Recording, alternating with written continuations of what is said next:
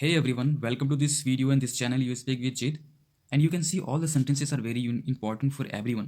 जो भी इंग्लिश सीखना चाहते हैं ये बहुत इंपॉर्टेंट सेंटेंसेस है उनके लिए जो without knowing grammar rules vocab जो किसी को नहीं पता है तो कोई दिक्कत नहीं है यहाँ पे आपको कोई ग्रामर रूल्स की कोई ग्रामर की जाने की ज़रूरत नहीं है कोई वोकैब कोई भी वर्ड मीनिंग की ज़रूरत नहीं है आप इजीली यहाँ पे सीख पाएंगे बस इस वीडियो को कंप्लीट देखें और हमारे चैनल पे बने सारी वीडियोस को देखिए क्योंकि यहाँ पे हम सारे वीडियोस को लाते हैं कैसे सारे सेंटेंसेस अलग लाते हैं ठीक है और काफ़ी अच्छे अच्छे जो रूल्स होते हैं ना वो भी आपको समझाते हैं यहाँ पे तो रूल्स भी बताएंगे वोके भी बताएंगे सारे इंपॉर्टेंट जो भी सेंटेंसेस होंगे वो सारे आपको डीपली तरीके से क्लियर तरीके किया जाएगा ठीक है तो बने रहे इस चैनल के साथ में तो hi guys this is Jeet here and I am going to start this video with the first sentence you can see here यहाँ पे है बैठो तो किसी को अगर हम कहें ना बैठो तो वहाँ पे बोलेंगे have a seat have a seat तो यहाँ पे हैव अ सीट ए यहाँ पे क्यों यूज़ हुआ है ए यहाँ पे इसलिए यूज़ हुआ है क्योंकि ये एक सीट लेने वाली है दो सीट पे तो एक साथ बैठेगी नहीं एक सीट पे ही बैठेगी तो यहाँ पे हैव अ सीट यूज़ करेंगे ठीक है एक हैव अ सीट बैठो यानी कि हैव अ सीट चलो नेक्स्ट पे देखते हैं नेक्स्ट है मैंने कुछ नहीं किया मैंने कुछ नहीं किया आई हैव नॉट डन एनीथिंग कौन सा टेंस में आपको दिख रहा है कौन सा टेंस होगा ये प्रेजेंट परफेक्ट टेंस होता है प्रेजेंट परफेक्ट टेंस का एक रूल होता है जिसमें सब्जेक्ट प्लस हैव हो या हैज़ हो प्लस P3 हो प्लस ऑब्जेक्ट हो अगर नेगेटिव है तो वहाँ पे क्या हो जाएगा हैव के साथ या हैज़ के साथ में नॉट आ जाता है जैसे हैव नॉट हैज़ नॉट इस तरीके से ठीक है और अगर ये इंट्रोगेटिव होता तो क्या होता हेल्पिंग वर्ब आगे आ जाता है सब्जेक्ट के यहाँ पे V3 डू का डन हो गया है ठीक है ना तो इसलिए आई हैव नॉट डन एनीथिंग मैंने कुछ नहीं किया एग्जाम्पल के तौर पर वो कुछ नहीं किया तो he has not done anything है ना यहाँ पे आई के साथ हैव यूज़ हुआ पे ही वहाँ पे ही के साथ में हैज़ होगा तो he has not done anything I have not done anything ठीक है समझ में आ रहा है सेंटेंस ईजी लग रहा है तो प्लीज़ वीडियो को लाइक करें कमेंट करें हाँ आप सीख रहे हैं ठीक है नेक्स्ट है खैर घर चलो हम घर चलकर बात करते हैं खैर घर चलो हम घर चलकर बात करते हैं any way let's go home and talk any way let's go home and talk ठीक है एनी वे मतलब खैर घर चलो let's go home and talk घर चलकर बात करते हैं तो यहाँ पे हो जाएगा एक ही साथ बोले जाते हैं तो बोलेंगे any way let's go home and talk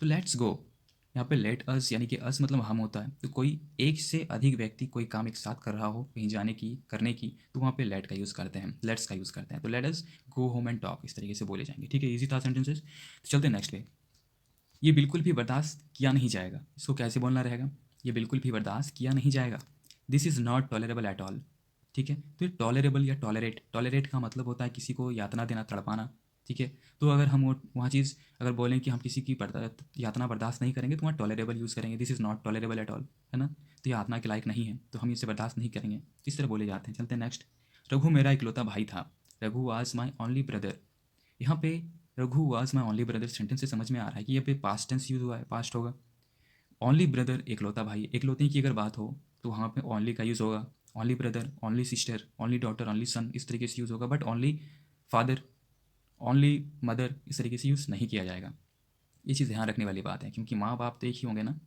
वो तो उसमें तो बोलने वाली बात ही नहीं है तो यहाँ पे हो जाएगा Raghu was my only brother ठीक है इस तरीके से बोले जाएंगे सेंटेंसेस तो नेक्स्ट है अभी चलते हैं सेंटेंस थोड़ा छोटा है बट ट्रांसलेट लंबा हुआ है तो ये चीज़ मैं थोड़ा समझाना चाहूँगा तो फर्स्ट अभी चलते हैं अभी फॉर नाउ ये तो ईजी था फॉर नाउ नेक्स्ट देखते हैं I will take your leave I will take your leave तो यहाँ पे चलते हैं का ऐसा क्यों यूज़ हुआ है जनरली अगर हम किसी को रिस्पेक्टफुली अगर बोलते हैं ना तो वहाँ पे हम बोलते हैं चलते हैं तो वहाँ पे उनका क्या हो जाता है हम उसकी परमिशन की इंतज़ार कर रहे हैं परमिशन की इंतज़ार कर रहे हैं ना हमें उसकी परमिशन की ज़रूरत है तो वहाँ पे हम उस चीज़ को क्या कहेंगे I will take your leave मतलब लीव तो हो गया छुट्टी है ना टेक मतलब लेना होता है तो मैं आपकी छुट्टी लेना चाहता हूँ जनरली इस तरीके से अगर ट्रांसलेट करें तो बट अगर हम किसी को रिस्पेक्टफुली बोलते हैं ना कि चलते हैं तो हम बोलेंगे I will take your leave ठीक है I will take your leave मुझे आपकी इजाज़त की ज़रूरत है इस तरीके से सेंटेंस हो जाते हैं आपकी छुट्टी की ज़रूरत है मुझे आप छोड़ दीजिए इस तरीके से बोला जाता है तो जनरली अगर आप ध्यान रखिएगा कभी किसी को अपने से बड़े हो या किसी को रिस्पेक्टफुली बोलना तो बोलेंगे I will take your leave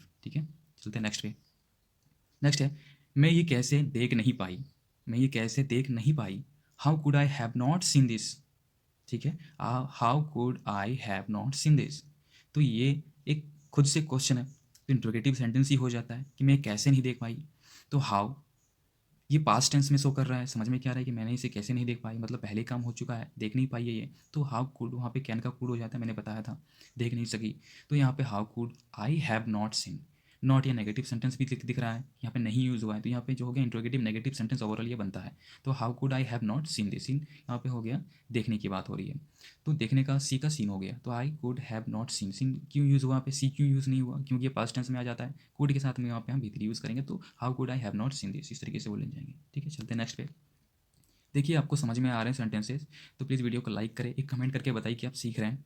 channel को सपोर्ट करिए, आपकी सपोर्ट की काफ़ी ज़रूरत है। नेक्स्ट है, क्या तुम मेरी स्पीच सुनोगे? क्या तुम मेरी स्पीच सुनोगे? Will you listen to my speech? क्या कहेंगे? Will you listen to my speech? ठीक है, तो यह सुनोगे, करोगे, पास्ट टेंस, ये फ्यूचर टेंस में आ जाता है। जहाँ पे आगे की आ जाता है वहाँ पे क्या आ जाता है? फ्यूचर टेंस में आ जाता है। तो विल आ जाता है।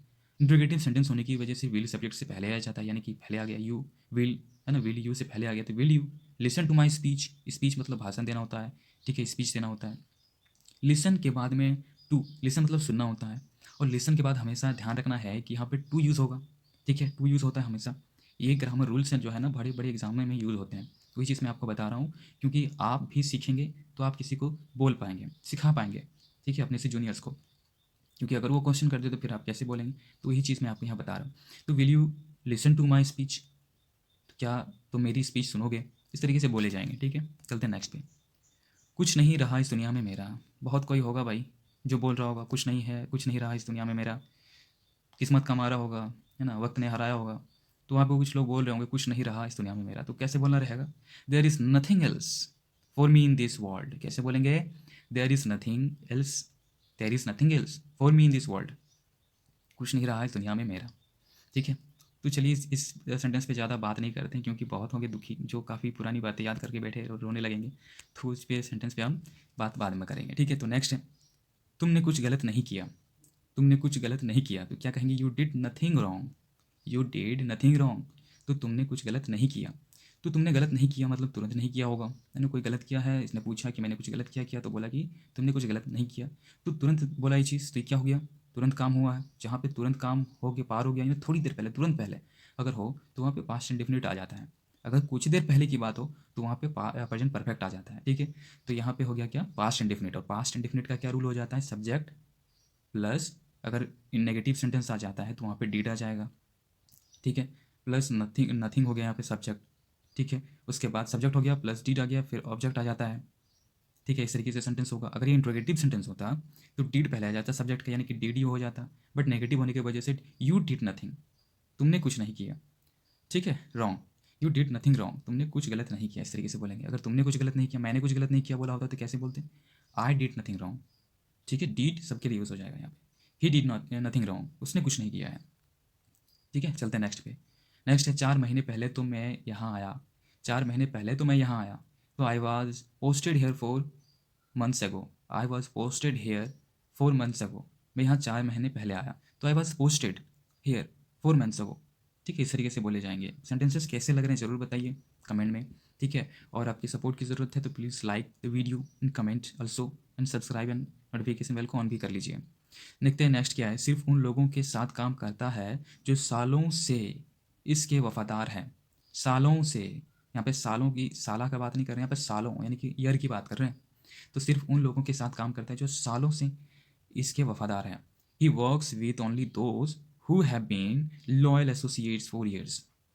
ये सेंटेंस पे मजा आने वाला है, क्योंकि ये सेंटेंस काफ़ी बढ़िया है, जिसमें बहुत सारे टेंस यूज़ किए गए हैं साथ में, ठीक है। एक से ज़्यादा टेंस यूज़ किए गए हैं, वर्ड्स भी काफ़ी लंबे, सेंटेंस भी काफ़ी लंबा है, वर्ड्स भी अच्छे अच्छे यूज़ किए गए, तो देखते हैं थोड़ा सा अच्छे से।